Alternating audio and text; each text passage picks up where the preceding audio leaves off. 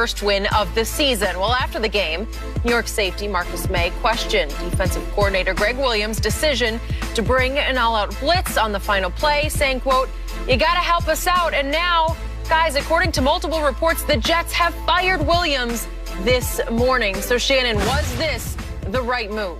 It was, Skip. It was the only move that you could have made. And I get, Skip, with the organization, they're trying to build for the future. But you know when you're not locker room at the time, Skip, I don't give a damn about no Trevor Lawrence. I'm trying to win a game. Skip, I don't want to be like the Detroit Lions, 7-8 years ago, Skip, the only team to lose all their games in a 16-game season. I'm not trying to be on that list.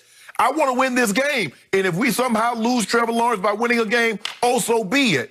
But you can't make that call. Even though I heard Rex Ryan say it's the dumbest call he've ever seen. It'd be hard-pressed for me to find any defensive coordinator that will co-sign. Because even in your situation, Skip, you say, well, I can understand what Pete was thinking in that situation, so call that. But you won't find a defensive coordinator, knowing that the only thing that beats you is a touchdown.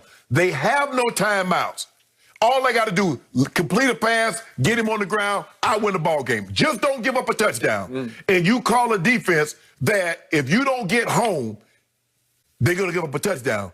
And they're so convinced that you're going to run that defense, Skip, that they max protect it. The guy having a career year, they say, no, they come with that bomb blitz. Let's make sure we locked it up and go one-on-one with him. Because that's Gregg Williams' history. Yes. He's done it repeatedly. Can't do it in that situation. Not in that situation, Skip. Okay. If Skip, if it's going to get you, if it ties you, I can live with that, Skip. I'm going to go to overtime. Yep. But not beat me. Okay, I got it. This is just silly to me because this is a really bad team. It's a bad franchise. It's a bad organization. House is about to get cleaned. They had to offer up some kind of sacrifice to Jets Nation today. Yeah. And who is the easiest sacrifice? Yeah.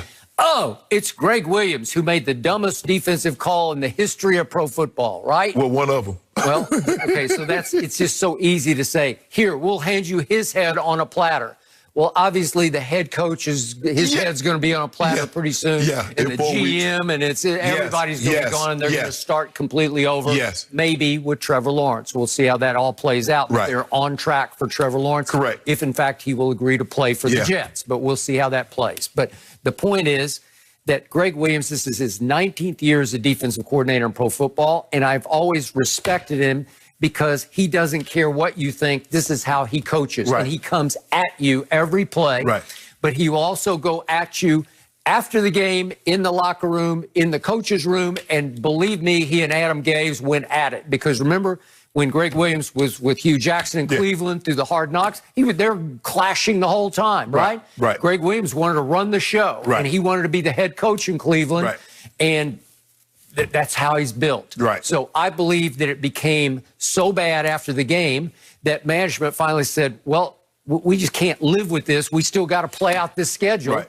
And Gregg Williams and Adam Gase were not going to be able to coexist the rest of the way. Yeah, Skip, you got to be strong. And I think the thing is that it worked so well. I don't know how well it behind the scenes with Sean Payton. But you know Sean Payton don't back down. Sean Payton is here. Gregg Williams is here. And yet, Gregg Williams was the architect of the Bounty Bowl that nearly cost Brett Favre his life, like he just got the hell kicked out of him. And it got Sean Payton suspended for a year. And it cost Gregg Williams got suspended. Yeah. So, but Skip, I think this was really the only move. Just like you said, let's not forget the fact that this is a bad football team. But this bad football team, Skip, they have played their hearts out. They were in position to win this game. No, I got it.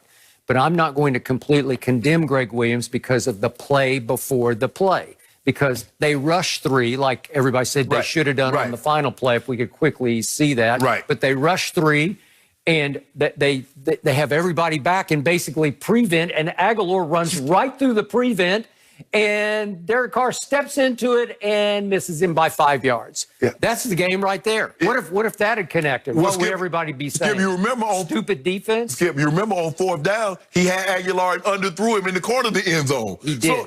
So he had Aguilar on several occasions. Okay. They were basically the Jets were trying to gift the game to him earlier. Okay, so that could have ended the game right there. That was 2nd down. Now 3rd down comes thereafter, and it's the play of plays. Right. And I'm sure Gregg Williams is thinking, wait a second, I got 2 rookie corners out there, one of them undrafted from Nebraska who got victimized by Ruggs. and I got a backup safety alongside Marcus May. Maybe I should just go after him one more time. Skip, how about this? Guys, back off. Get 20 yards deep. Only thing that beats us is a touchdown. Why do you have these guys up playing so close with 13 seconds on the clock? But I've always told you that it horrifies me if I'm rooting for a team and it becomes a jump ball in the end zone. You just let the quarterback stand back there for 10 seconds, get a running start, and throw it like a javelin to the infield, to the end zone as hard as you can throw it. And you let maybe Darren Waller, he was kept in the block. You're going to let him at, what is he, 6'3"? Waller's like 6'6". 6'6"? Yeah. Maybe he is. Yeah, he's 6'6". Yeah. Okay, well, you're going to let him go camp and post up in the end zone and maybe out-jump you for the jump ball. But, Skip, if you look at it, the way they set up, it wasn't going to be a Hail Mary throw because you're in 3 wide receiver set with your tight end off the ball in a blocking position. So it automatically... But is that because they were anticipating all-out blitz? But even so, Skip, you got Hunter Renfrow. How tall is he? No, he wouldn't count. No, he wouldn't count. But if you can get Waller down there, but like Brady got Gronk down there at the end of the Philly Super Bowl, then you got a shot. Yes, but here's the thing, though, Skip. The difference is that they lined Gronk up out wide. They had Waller off the ball in tight. So think about it. You got Aguilar at, what, 6 foot, 6'1"? You got Renfrow at 6 foot. No, it would be about Waller. Yeah. So now you ain't got no jump ball situation. Yeah, it's really just a tough situation for the Jets. Someone had to take the blame for that. Someone had to take the blame. Coming up next, Floyd Mayweather. Well, he is making a return to the ring, but just wait until you hear who his opponent is. I will explain next.